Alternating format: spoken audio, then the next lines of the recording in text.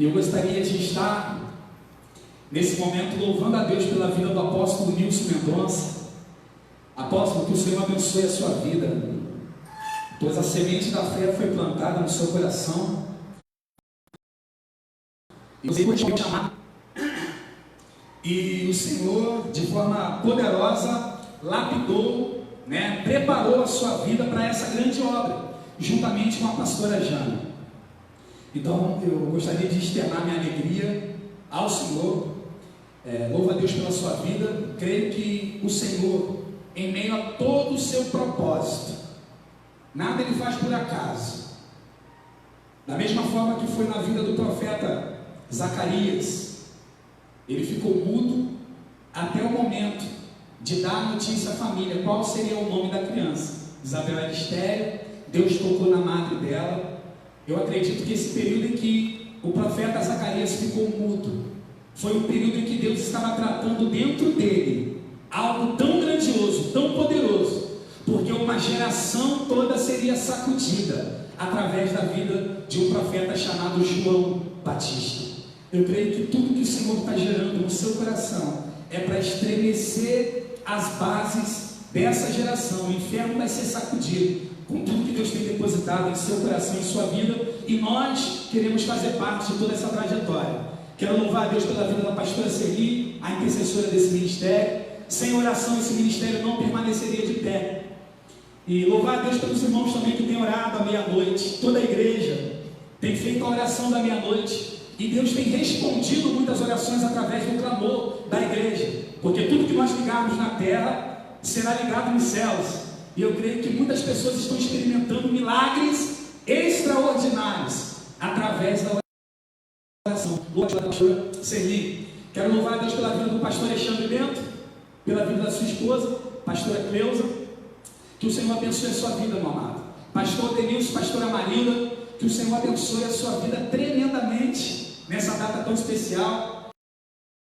Aqui também o pastor Jessé, que Deus abençoe a sua vida, pastor Jessé, pastor Isadora, que também está assistindo, eu creio, que Deus abençoe a sua vida. Continue incansável na obra do Senhor, porque a Bíblia fala que o nosso trabalho no Senhor não é em vão. E depois a gente vai conversar sobre galardão. Deus tem um galardão muito tremendo para nossas vidas. Por quê? Porque aquele que leva um copo d'água para um profeta, na qualidade de profeta, receberá galardão de profeta. E nós nesse tempo temos servido a igreja.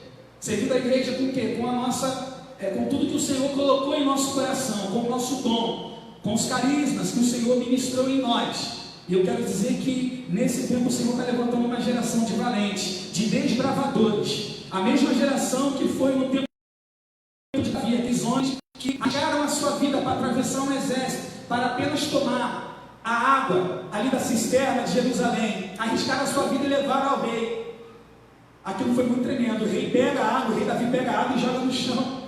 E muitas pessoas podem pensar assim: poxa, eles arriscaram a vida, e o rei pega aquela água e lança por terra, lança no chão. Davi, ele ficou constrangido, porque em tempo de Covid-19, são poucos os que saem da sua casa para vir servir o corpo de Cristo Jesus. Em tempos de Covid-19, são poucos os que arriscam a sua própria vida para ir até os hospitais, ficar ali na portaria, acalentando famílias que estão passando por situações tão tenebrosas e terríveis. E nesse tempo, a Igreja Batista Getsemane, como uma locomotiva, como uma igreja em movimento, levou comida até famintos. Não teve medo de adentrar em lares e servir cesta básica, alimentar pessoas.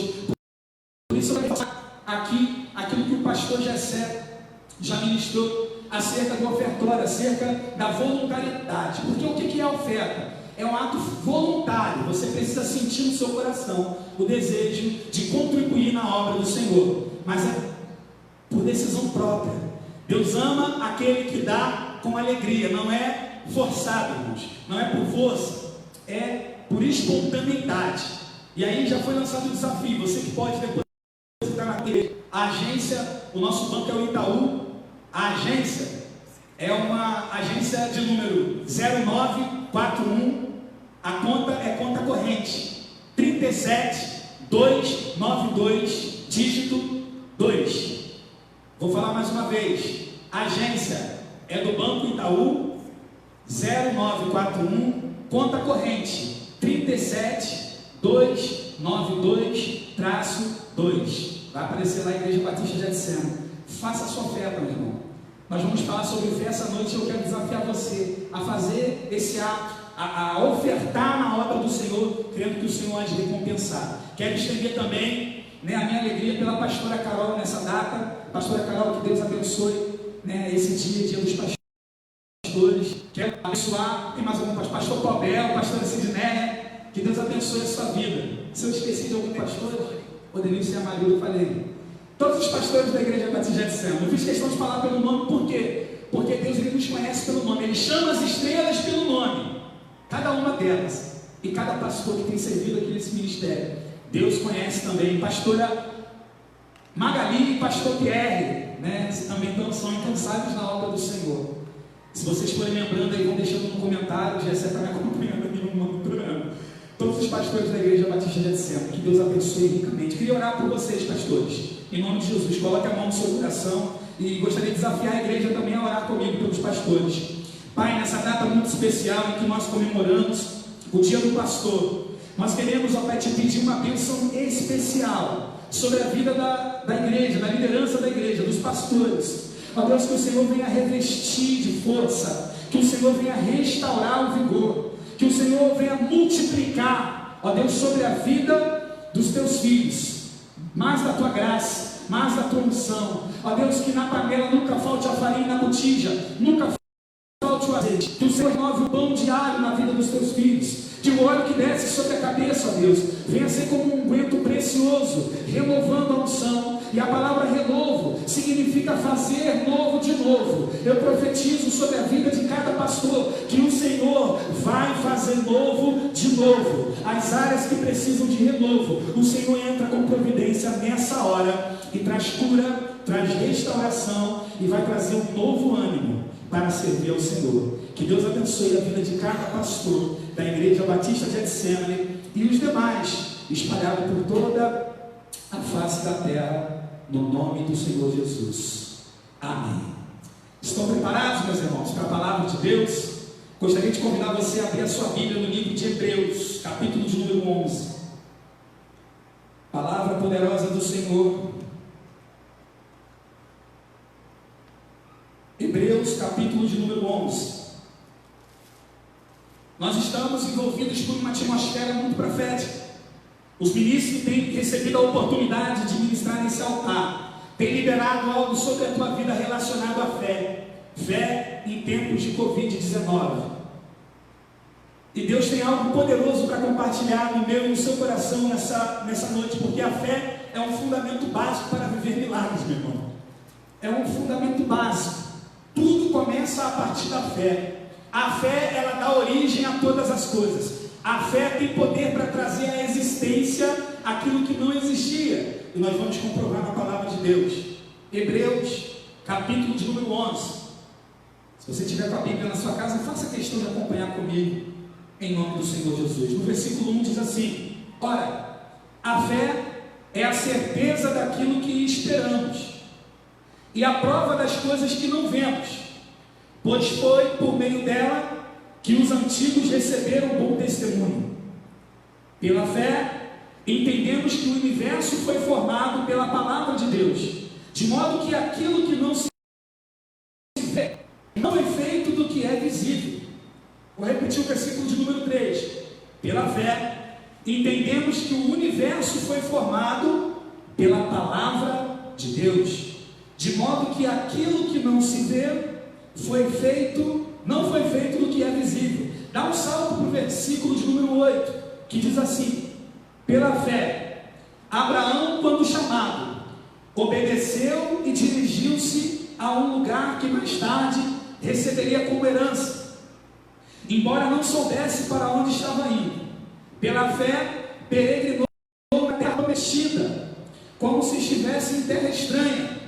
Viveu em tendas, bem como Isaque e Jacó, co-herdeiros da mesma promessa, pois ele esperava a cidade que tem alicerce, cujo arquiteto e edificador é Deus.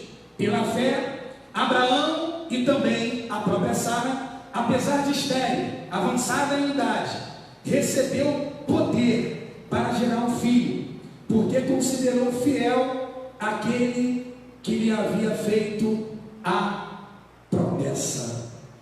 Olha para mim, meu irmão, preste atenção naquilo que Deus tem para ministrar na nossa vida e no nosso coração. A Bíblia, ela é uma grande promessa. Ela é um desdobramento de uma promessa que é infalível. Sabe qual é a certeza que eu quero passar para você, para que você tenha fé em tempos de Covid? Nessa data, nessa noite, eu quero que você acredite, tenha certeza que o Senhor se levanta em seu favor, que o Senhor promoveu para você salvação. Salvação. Como que eu tenho certeza da salvação? Não é por aquilo que eu faço, não é por aquilo que eu desenvolvo. Eu tenho certeza da minha salvação pela imutabilidade do Deus que eu sirvo. A verdade que eu quero liberar sobre a tua vida é: o nosso Deus não muda, Ele não se cansa, Ele não tosqueneja, o nosso Deus não dorme, Ele está olhando para você. Então preste atenção no que eu tenho para dizer para você. Não se entregue à depressão, não se entregue a tudo isso que tem vindo sobre a tua vida, que tem acometido você, tristeza profunda, você que está se lamentando, você que está desesperado por conta de uma enfermidade. Não se desespere. Existe algo novo de Deus para a tua vida ainda essa noite. Existe algo de Deus novo de Deus para a tua vida nesse momento. Os céus estão torcendo para que você continue avançando. Então a palavra que eu tenho para você é: não desista, não se desespere. Tenha certeza de que Deus está no controle. Amém, meu irmão? O que falar da fé? A fé é um grande mistério, queridos. A fé é muito mais que pensamento positivo. A fé é muito mais que uma energia que você sente te arremetendo a fazer as coisas. Primeiro eu preciso caminhar com você sobre uma revelação muito profunda. Olha para mim, o fundamento da fé não é crer. O fundamento da fé é conhecer. Muitas das vezes nós queremos experimentar algo de Deus através daquilo que nós acreditamos. Como eu vou acreditar em quem eu não conheço? Qual é o chamado de Deus? Mensagem para a tua vida, para que você mergulhe num profundo relacionamento com Deus. Tempo de estar em quarentena em casa é tempo de ouvir barulho de folha de Bíblia, meu irmão, ó, passando folha por folha, página por página. Deus está chamando você para conhecer o propósito eterno num todo, para você edificar a tua vida, para poder edificar outros. Nós não podemos esperar algo novo fazendo as mesmas coisas. Se você quer um resultado novo, a partir de hoje eu quero desafiar você a mergulhar nessa promessa que a Bíblia tem para você, a mergulhar nesse propósito que a Bíblia tem para você. Nós vamos discorrer sobre a vida de um homem tremendo que ficou conhecido como o pai da fé, como um grande personagem, como uma grande pessoa de influência em seu tempo e que tem impactado o nosso tempo. Gerações após gerações ouviram falar acerca desse ato de fé, acerca dessa tomada de decisão. E eu quero dizer para você uma coisa: Deus conta com você. Para que você semeie a palavra na tua casa, para que você semeie a palavra com a tua família. O chamado de Deus para você é irresistível. O chamado de Deus para a tua vida é intransferível. O chamado de Deus para a tua vida é pessoal. Deus não chama coisas, Deus chama pessoas. E Ele está chamando você para uma grande obra. Você pode dar uma glória a Deus aí na sua casa? Queridos, nesse tempo tem sido muito difícil administrar aquilo que nós acreditamos. Por quê? Opinião é aquilo que eu sustento, convicção é aquilo que me sustenta. Quando eu tenho uma opinião acerca de alguma coisa, toda manhã eu tenho que lembrar dessa opinião, eu sustento aquela opinião. Agora, quando eu tenho uma convicção, eu posso acordar pela manhã, essa convicção ela vai me sustentar para viver aquele dia. A fé que Deus está derramando sobre a tua vida é uma fé que vai abençoar a tua vida hoje, é uma fé que vai abençoar a tua vida amanhã, é uma fé que vai abençoar a tua vida todos os dias, meu irmão. E a fé que Deus derrama em nosso coração é uma fé inabalável. Se você quiser colocar um tema nessa mensagem, você coloca assim: fé inabalável. Esse vai ser o tema pelo qual nós vamos discorrer. E o que é a fé? Hebreus começa nos explicando. Ora, a fé é a certeza daquilo que esperamos. Pausa. Tem gente que já quer passar direto, perdendo essa revelação tão tremenda. Qual é a certeza que você espera, meu irmão? Nós só temos uma certeza, olhando o plano bíblico de salvação que o Senhor instituiu desde Gênesis, através da criação, depois veio a queda, depois ele vem e introduz a redenção, para depois trazer a salvação. Qual é o plano que Deus tem para nós? É um plano de que Ele há de retornar, Ele vai voltar para buscar a sua igreja. O que a igreja espera aqui na face da terra? Espera encontrar-se com o noivo. Preste atenção, meu amado.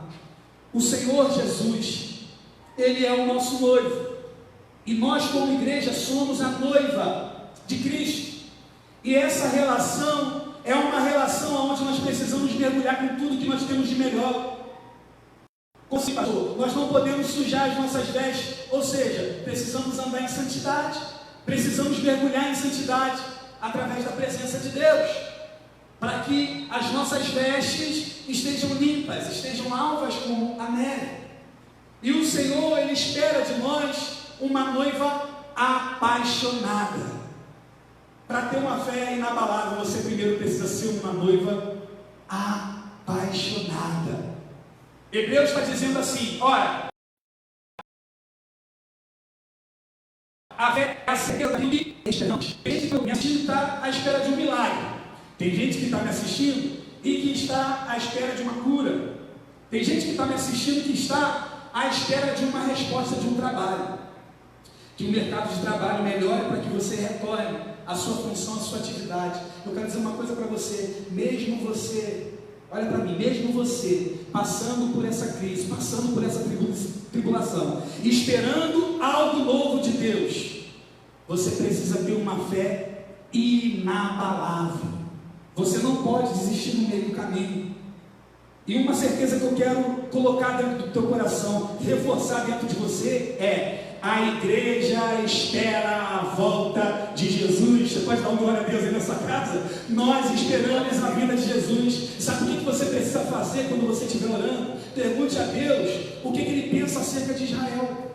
Pergunta para Deus o que Ele pensa acerca da nação brasileira. Sabe por quê? Porque você vai começar a ouvir algumas respostas que vai começar a tirar o seu sono. Sabe por que a Igreja Batista de Getsemane está de portas abertas até hoje? Em primeiro lugar, quem sustenta essa igreja é Deus. Essa obra não é de homens, essa obra é de Deus. Por isso que ela continua galgando patamares aqui nessa geração. Mas uma coisa muito interessante: o apóstolo Nilson e a pastora Jane disseram sim para um chamado. Macaé precisava de uma resposta. E o Senhor dos céus clamou: a quem enviarei? Quem há de ir por nós? Pastor Nilson e a pastora Jane disseram: eis-me aqui, envia-me a mim. E aí uma comunidade foi nutrida. A nossa igreja não é uma igreja perfeita, mas a nossa igreja luta para nutrir uma comunidade saudável. Eu profetizo saúde espiritual sobre a tua vida através dessa palavra que você está recebendo. Você não vai encontrar a igreja perfeita. Nós perdemos muitos membros durante muito período. Pessoas que decidiram comungar a fé em outro ministério. O desejo que nós temos é que essas pessoas sejam ricamente abençoadas e desenvolvam o chamado de Deus para a vida delas. Mas como eu tive a oportunidade de pregar aqui em outro domingo, eu falei: essa igreja é uma igreja paternal. Essa igreja é uma igreja que aponta destino. Essa igreja é uma igreja onde você, ao pisar nesse lugar, primeiro, você vai se sentir amado. Segundo, nós vamos apontar aonde você vai funcionar, aonde Deus vai usar você. E eu quero dizer para você que Deus quer usar a tua vida de uma forma sobrenatural. Essa fé inabalável é uma fé que vai fazer com que você venha transpor barreiras. Você vai romper a timidez que aflige o seu ser. Você vai romper com a timidez. Você vai romper com a tristeza. Você vai romper com o medo. Como diz a música do Brunão Morago: e me tira o medo que me faz dizer: Moisés, suba em meu lugar. O Senhor está te chamando para um novo tempo. O Senhor está te chamando para uma grande obra. E essa igreja está de portas abertas, porque um casal declarou a seguinte frase: eis-me aqui, envia-me a mim. Meu irmão, quando você começar a fazer esse tipo de oração, sua vida vai ser destruída, acabou a sua vida. Essa é a oração que destrói a vida. Qual é, pastor? Eis-me aqui, envia-me a mim. Mas destrói em que sentido? Destrói no sentido de você não viver mais para você mesmo. Você começa a viver para os planos de Deus. Você começa a dar respostas para aquilo que o Senhor te chamou. Deus te chamou para uma grande obra. Eu quero dizer para você: sai da caverna, sai desse quarto, sai desse lugar de comodismo, esse lugar de apatia, esse lugar de medo, esse lugar de tristeza. Receba coragem da parte de Deus essa noite. Receba a unção para transpor os níveis de guerra espiritual que você está travando. Deus quer renovar a unção dele sobre a tua vida essa noite, no nome de Jesus. Quantos creem? Diga glória a Deus. Glória a Deus. Esse glória a Deus é tremendo. Irmão, nós estamos com muita saudade de falar. Olha para o irmão que está do seu lado, né? Olha para quem está do teu lado. Diga: Deus é bom, fé inabalável. Nós, temos o calor, do Brasil. O Brasil é um país onde nós temos um calor humano muito grande. É quase que impossível uma pessoa se encontrar com alguém e na mente dela fala assim: cara, eu vou dar um abraço nessa pessoa, eu vou me lançar nos braços dessa pessoa, ainda mais quando você fica muito tempo sem ver. E a palavra que o Senhor tem para a minha vida é: receba um abraço do Senhor aí na sua casa, meu irmão. Deus quer abraçar você, Ele quer te trazer para um lugar de acalento, um lugar seguro nele, no nome de Jesus. A fé é a certeza daquilo que esperamos. Eu já coloquei uma verdade aqui. Qual é a verdade? Nós esperamos a vinda do Senhor. Meu irmão, tudo que você está esperando, preste atenção nisso, tudo que você está esperando, que não seja a volta do Senhor Jesus Cristo, escute uma verdade que eu tenho para dizer para você: não é tão importante assim. Está vendo como quando nós mergulhamos na fé, a fé nos faz enxergar que existe um propósito muito maior. Existe um propósito muito maior. Sabe por quê? Se você está esperando uma cura e você não está envolvido, engajado naquilo que o Senhor tem para a tua vida a respeito da salvação, se você está dizendo: eu quero gerar um filho porque eu sou estéril e eu preciso gerar, eu quero dar origem à minha descendência. Pensa, você pode dar origem à sua descendência e ir para o inferno com a sua descendência, você e toda a sua descendência. Mas quando uma igreja se coloca num lugar de oração, quando a igreja se coloca no lugar do secreto, fortaleça bem o seu secreto, meu amado, porque Deus tem grandes coisas para fazer por intermédio da tua vida. Quando você se envolve nesse lugar aonde nada mais importa, aonde tudo perde o seu valor, aonde as coisas desse mundo, os prazeres desse mundo não conseguem dominar as nossas emoções, é nesse lugar aonde você constrói uma fé inabalável. E o versículo continua dizendo assim: é a prova das coisas que não vemos. Durante muito tempo, grandes pensadores desenvolviam a ideia de que nós precisávamos de um argumento, de algo físico, de algo tangível para provarmos se aquilo é verdadeiro ou não. Só que a fé, irmãos, ela vai na contramão de tudo isso. A fé é a certeza daquilo que esperamos e a prova das coisas que nós não vemos. Ou seja, eu não preciso ver para crer. Eu creio mesmo sem ver, mesmo sem enxergar. Por isso que existe uma frase de grandes pregadores que dizem assim: com a fé eu vejo o invisível, eu toco o impossível e eu alcanço aquilo que é intransponível nas mãos do Abba, do nosso Paizinho querido. Então a fé, ela tem poder para provocar isso aí, crer no incrível, ver o invisível e alcançar o impossível. Eu não dependo de algo tangível, mas eu dependo de quê? De uma certeza que brota dentro do meu coração. E o Senhor quer colocar essa fé dentro de você essa noite, no nome de Jesus. A fé é a certeza daquilo que esperamos e a prova das coisas que não vemos, pois foi por meio dela que os antigos receberam bom testemunho. Nesse primeiro versículo nós temos aqui algo que eu espero, algo que eu não vejo. E a terceira verdade que o versículo vai dizer é: os antigos alcançaram bom testemunho. Pare para observar aquilo que a palavra de Deus está querendo dizer para nós. Primeiro, ele quer reforçar a igreja aguardando a vinda do Senhor, aguardando a volta do Senhor. Sabe o que tem acontecido nesse tempo? Pessoas têm se enveredado pelo caminho de faculdades, pessoas têm procurado, e isso não é errado, isso é bom. A pessoa precisa se profissionalizar, se formar em algo, e isso é tremendo. Nós precisamos de psicólogos cheios de Espírito Santo, nós precisamos de dentistas cheios de Espírito Santo, nós precisamos de professores cheios do Espírito Santo, nós precisamos de piloto, mecânicos, aeronaves cheios do Espírito Santo, nós precisamos. Toda profissão é, na verdade, uma parcela, uma pequena porção de um ambiente onde Deus pode manifestar a sua glória, e os agentes que Deus quer usar sou eu e é você.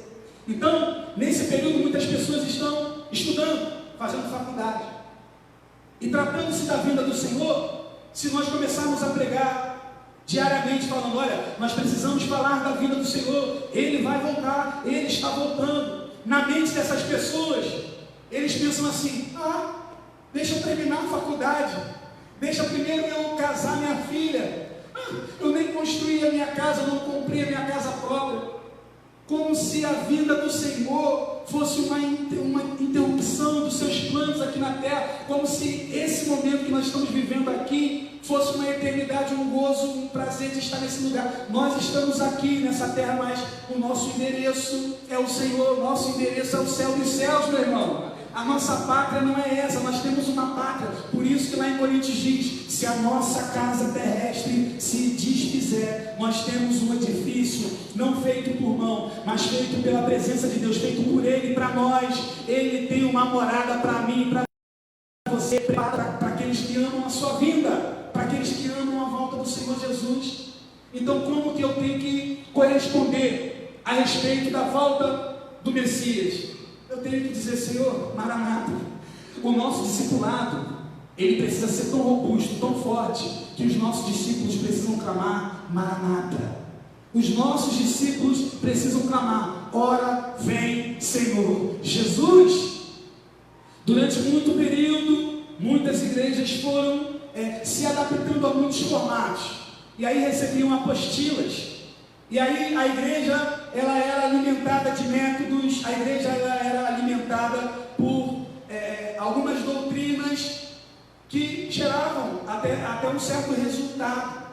Mas a geração de hoje, irmãos, precisa ter a revelação de quem Deus é. E para ter a revelação de quem Deus é, tem que ter um mergulho profundo na palavra de Deus. Eu só sei o que Deus pensa lendo a palavra de Deus. Eu só sei o que Deus fala lendo a palavra de Deus. Eu só sei o que Deus faz lendo a palavra de Deus. E eu só sei a resposta que Deus tem para essa geração, me posicionando conforme a palavra de Deus. Deus quer que você se posicione conforme a palavra, porque grandes coisas o Senhor quer realizar em nosso meio através da sua vida. Glória a Deus. E nós demos um salto para o versículo 8, Hebreus 11:8. Pela fé, Abraão, quando chamado, obedeceu e dirigiu-se a um lugar que mais tarde receberia como herança, embora não soubesse para onde estava indo. Se nós voltarmos lá em Gênesis capítulo de número 12, nós vamos observar o Senhor fazendo uma promessa a esse homem tremendo, que ficou reconhecido como o pai da fé. Ora, o Senhor disse a Abraão: sai da tua terra, da tua parentela, da casa de teus pais, e vá para uma terra que eu lhe mostrarei, e farei de ti uma nação. Sabe o que o Senhor estava dizendo para Abraão naquele momento?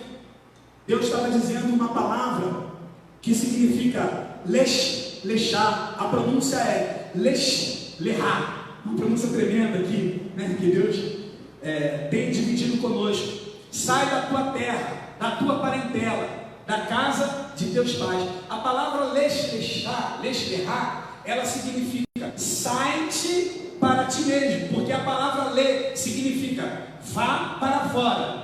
E a palavra lechar vem para dentro. Como é que nós vamos tratar essa convergência?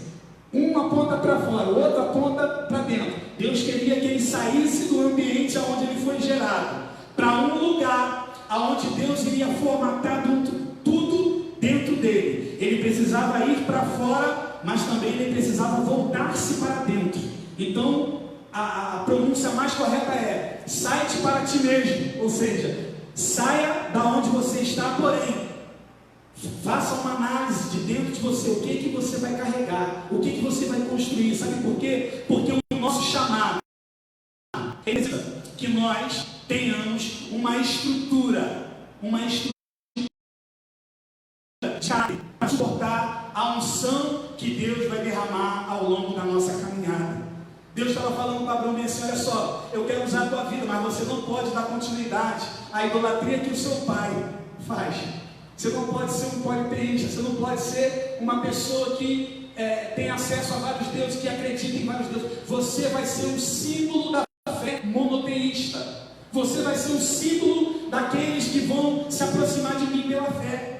Sabe o que Deus está dizendo para você aí na sua casa? Se na tua família não tem ninguém que deu o primeiro passo, você vai ser o primeiro. Você vai ser o símbolo dentro da tua casa de alguém que confia num Deus que faz milagres. Você vai ser o símbolo de alguém que confia num Deus que tem saudade da tua voz, num Deus que tem saudade daquilo que Ele quer realizar por intermédio da tua vida. Ele já realizou muitas coisas. Lembra do começo da tua caminhada? Você mergulhava na presença de Deus, o primeiro amor. Você ficava horas e horas na presença de Deus em louvores. Você ficava horas e horas na presença de Deus em adoração, em oração.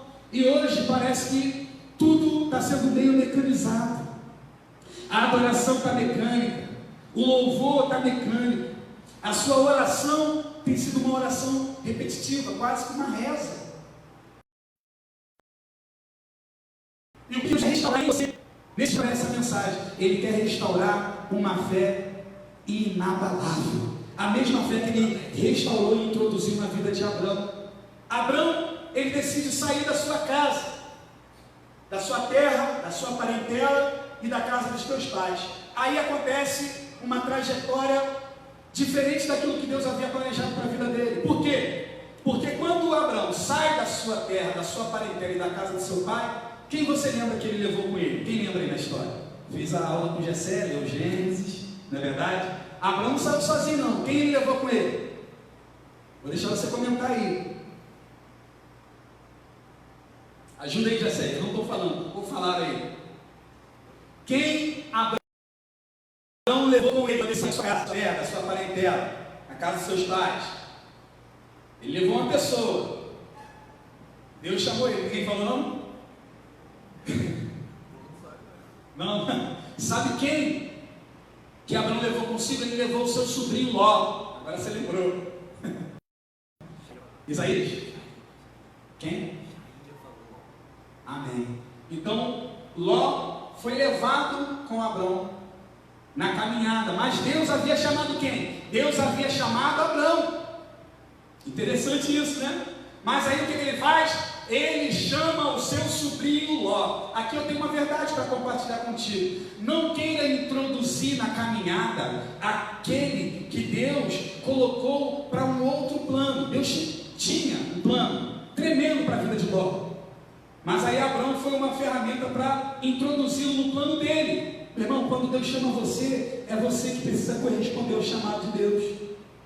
Eu vou te explicar o porquê que eu estou falando essa verdade para você. Porque Abraão chama seu sobrinho Ló para caminhar contigo.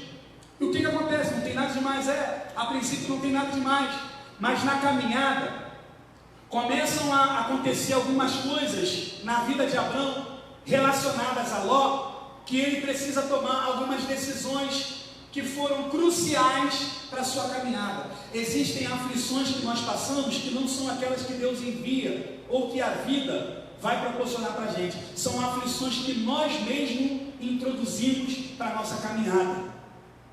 Então, quando Abraão decide dizer sim para o chamado, sair da sua casa, sair da tua terra, do meio da tua parentela, acontece também que ele leva o seu sobrinho Ló. E o mais interessante é, enquanto ele estava andando com Ló,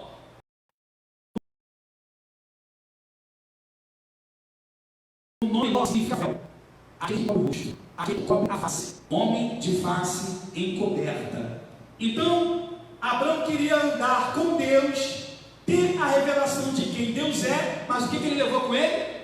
Ele levou um véu, ele levou uma proteção para o seu rosto, e aí isso acaba impedindo a caminhada de Abraão de enxergar aquilo que Deus tinha para ele. Porque quando Deus fala com Abraão, ele diz assim: olha, sai da tua casa, sai da terra, da casa dos teus pais, da tua parentela, vá para o lado de fora, olhe as estrelas do céu, você pode contar, olhe os grandes reais, você pode contar, são numerosos, assim será a tua descendência. Uma promessa tremenda, queridos. A descendência de Abraão seria multiplicada como a areia do mar, como as estrelas dos céus. Em ti seriam benditas todas as famílias da face da terra. Nós cantamos uma canção que falava de bênção, a bênção da família. Deus escolheu um homem na Bíblia para falar sobre a bênção, homem tremendo chamado Abraão. E aí o que eu quero que você entenda com essa verdade: Abraão introduziu para o propósito alguém que Deus não havia chamado. A verdade é que você precisa gravar na tábua do teu coração: não queira introduzir no processo aquele que Deus não colocou como esperança para essa geração, como resposta para essa geração. Deus havia chamado Abraão. O tempo de Ló era outro, e existem aflições que nós assumimos, porque nós queremos antecipar o processo na vida das outras pessoas. Sabe o que nós queremos? Nós estamos clamando nesses últimos dias maturidade espiritual. Sabe por quê? Porque enquanto nós estamos no tempo, de imaturidade, nós somos semelhantes aos escravos, não tem direito a nada. Nós estamos presos. Nós temos uma grande promessa para desfrutar, mas nós não podemos desfrutar. É como o seu filho, que eu tenho um filho que vai completar 3 anos agora em julho. Eu não posso dar uma Ferrari para ele de presente agora, quando ele fizer 3 anos. Não que eu não possa, né? Brincadeira. Eu não posso dar um carro para ele agora, quando ele fizer 3 anos. Por quê? Porque ele ainda não construiu uma maturidade, ele ainda não tem idade, ele ainda não está preparado para esse tipo de presente. A igreja, ela só vai desfrutar aquilo, quem Deus é, e aquilo que Deus doa, quando ela entrar nesse lugar de maturidade, quando ela entrar nesse lugar, de inteligência espiritual, nesse lugar onde Deus prepara todas as coisas, onde Deus prepara uma fé inabalável. Abraão decide levar contigo Ló. Ló significa véu. E ele, estando coberto, com a face encoberta, ele quer continuar uma caminhada. Se você ler o texto sagrado, você vai ver que Deus não falou com Abraão.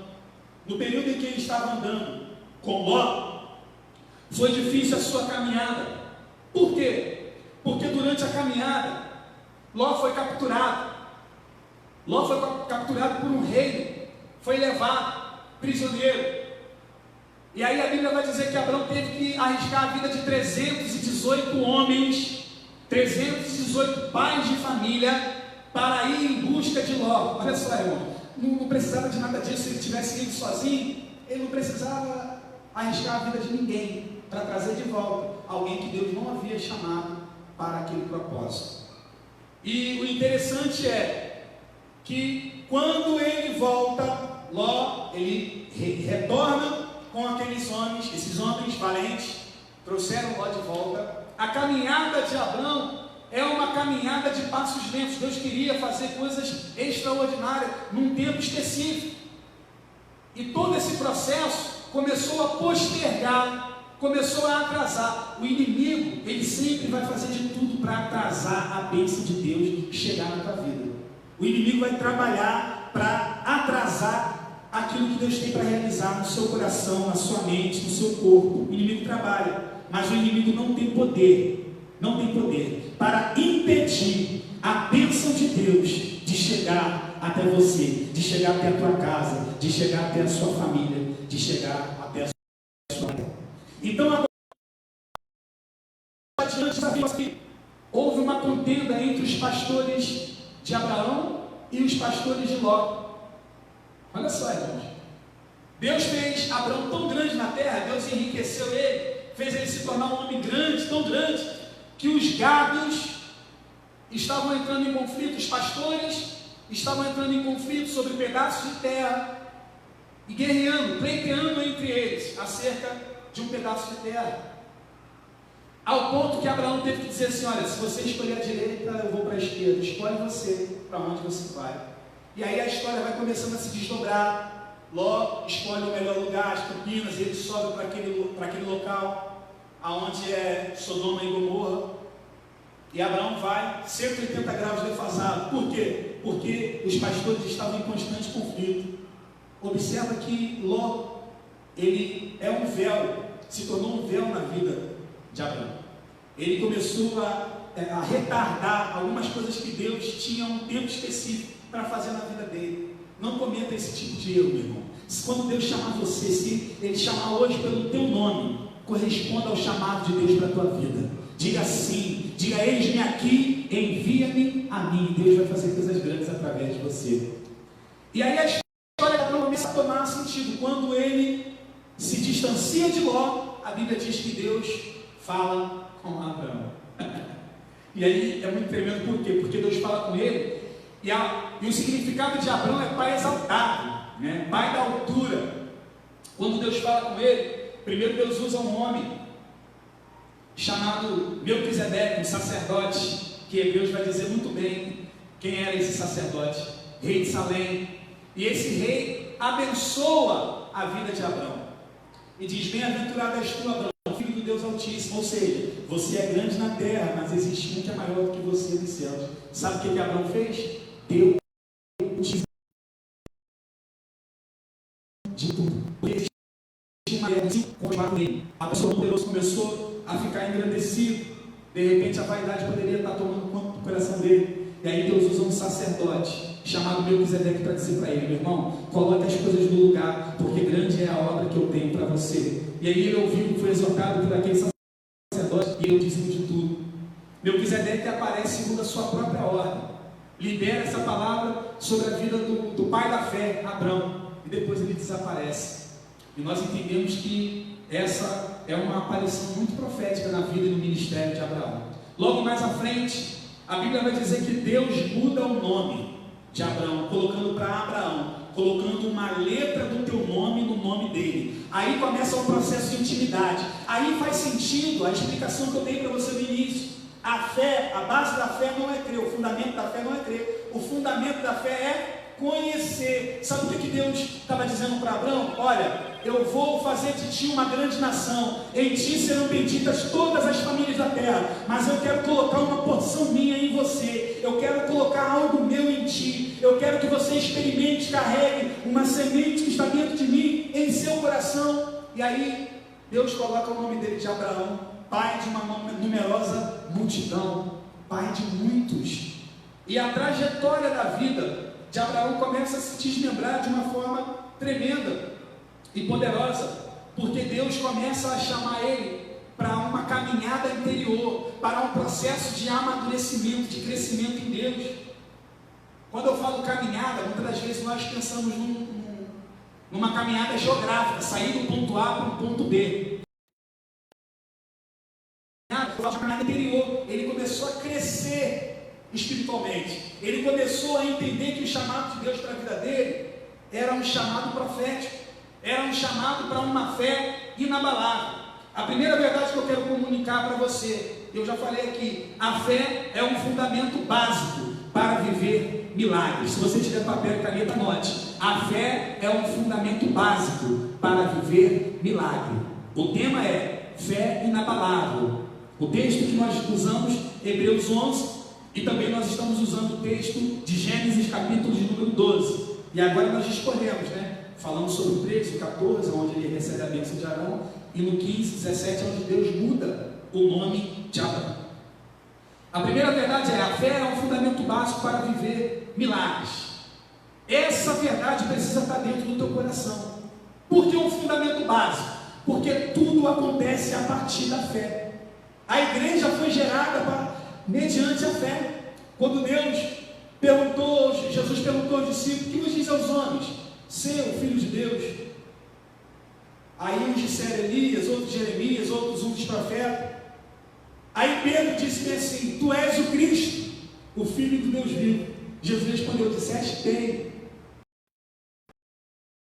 Porque pregar isso, mas sobre o meu Pai que está no céu. A igreja nasce debaixo de revelação. Revelação, a gente só consegue entrar nesse ambiente de revelação se nós estivermos cheios de fé. A oração que eu faço por ti essa noite é: encha o seu coração de fé, não perca a esperança, porque Deus conta com você para essa geração, para esse tempo. A segunda verdade: fé não é positivismo.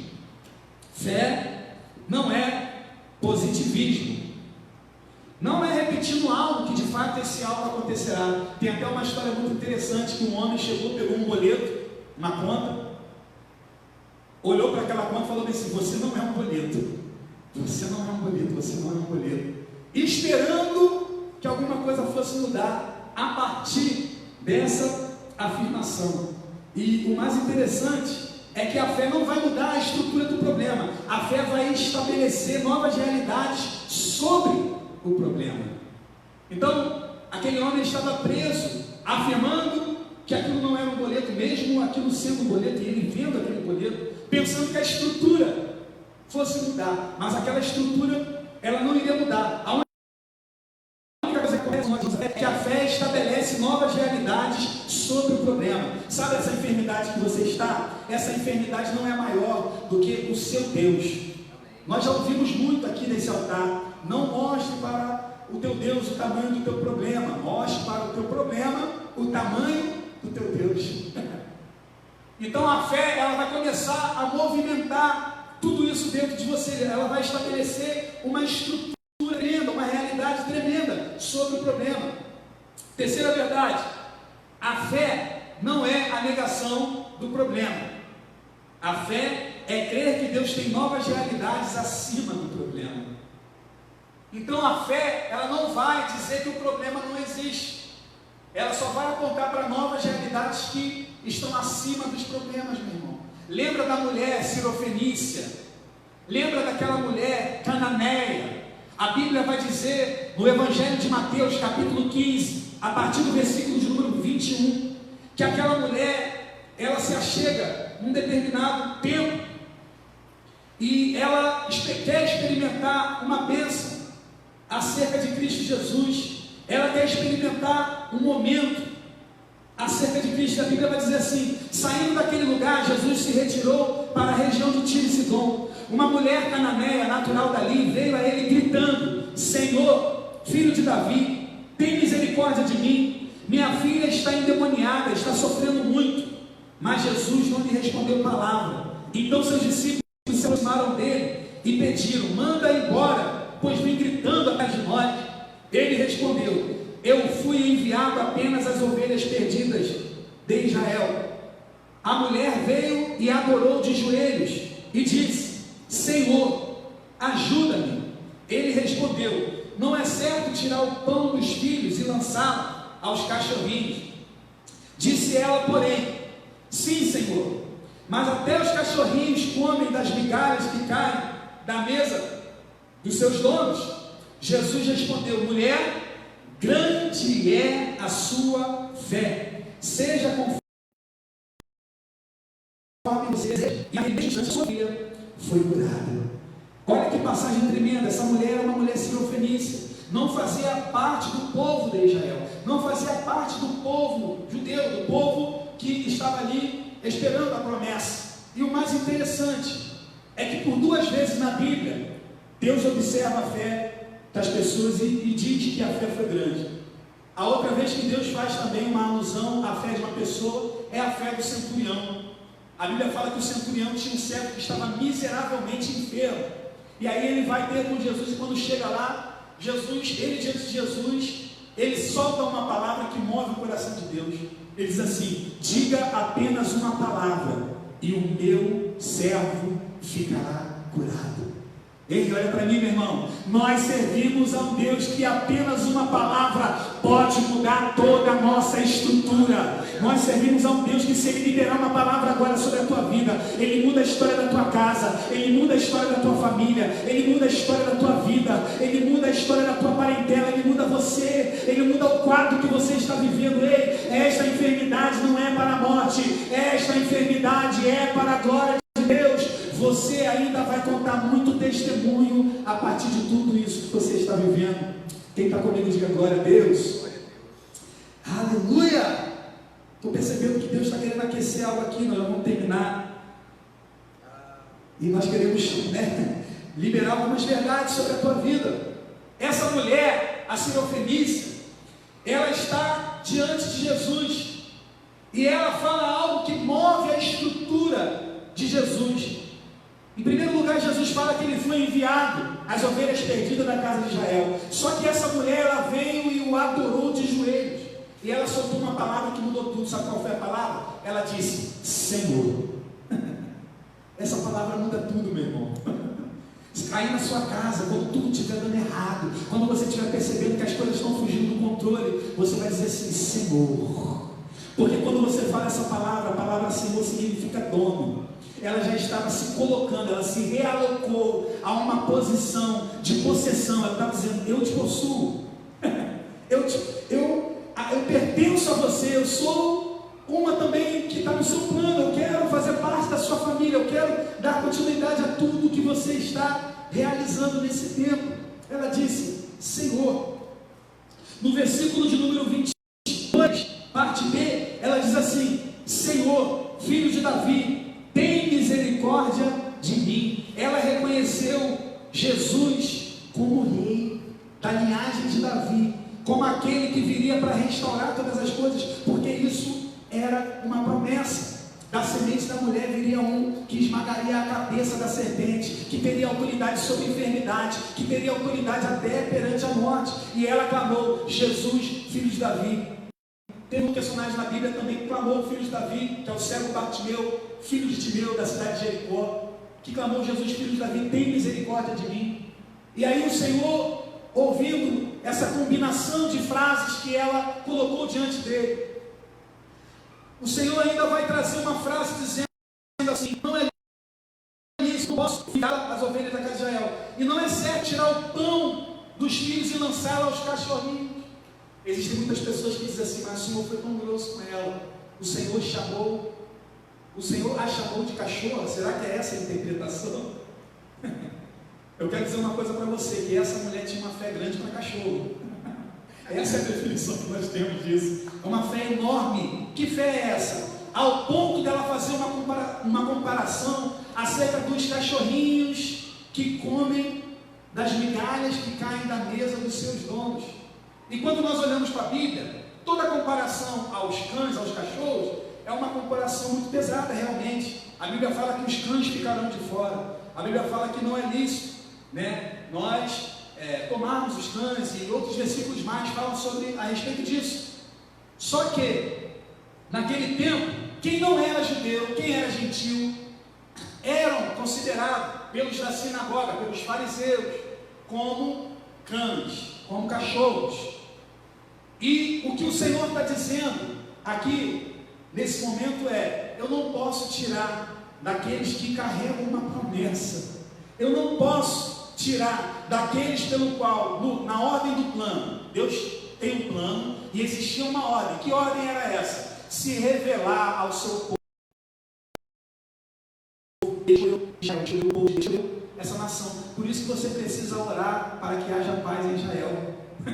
Está vendo como é que a nossa fé nos leva a um nível de oração e de entrega muito mais profundo do que nós orarmos: Senhor, tira essa dor de cabeça. Não estou dizendo que é errado você orar. Se você crer, Deus vai gerar um milagre para curar essa dor de cabeça. Da mesma forma que, se você crer, Deus vai gerar um milagre para curar esse câncer.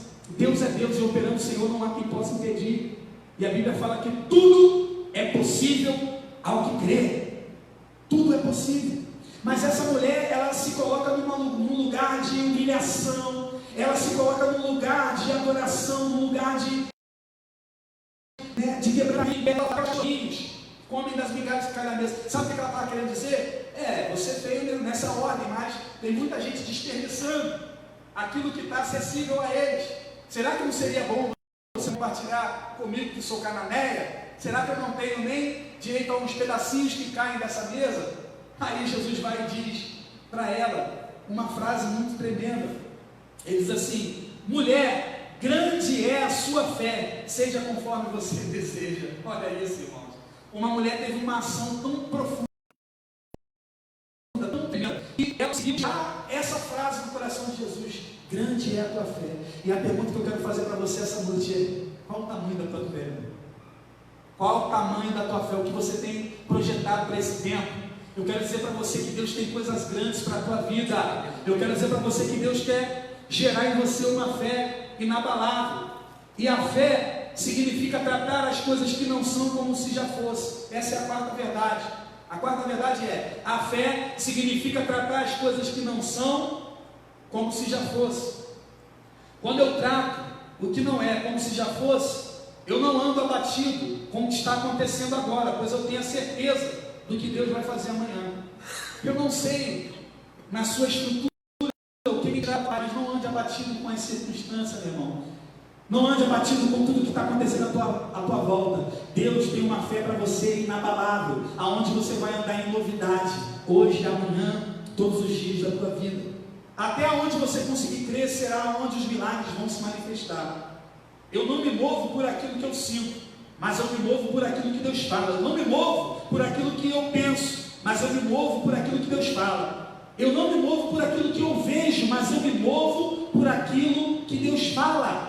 Aquilo que você sente, o coração é enganoso, irmão.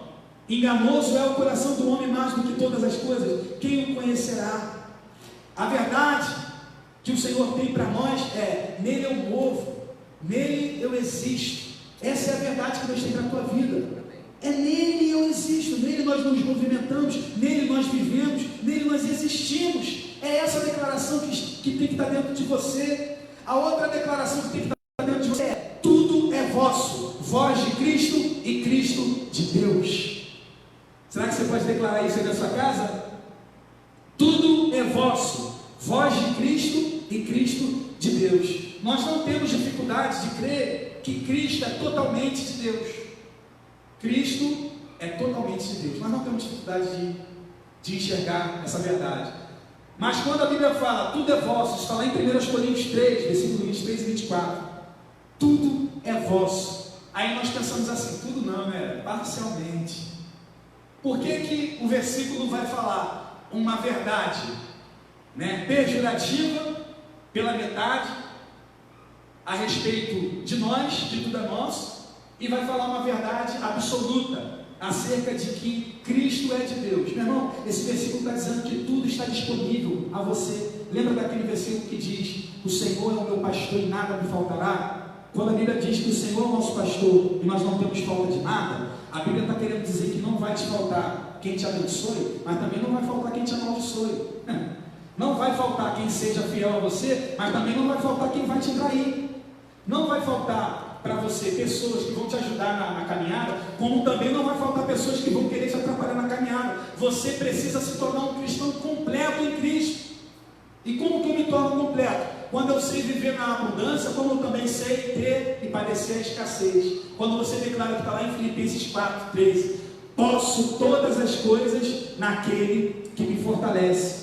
A última verdade que eu quero liberar sobre a tua vida é: a fé não é a negação dos problemas.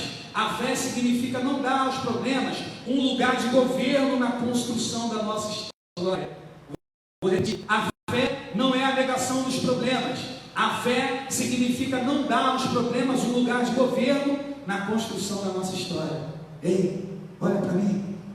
Deus quer gerar em você uma fé inabalável. E tem uma canção que fala sobre isso. Tem uma canção que fala sobre essa fé inabalável.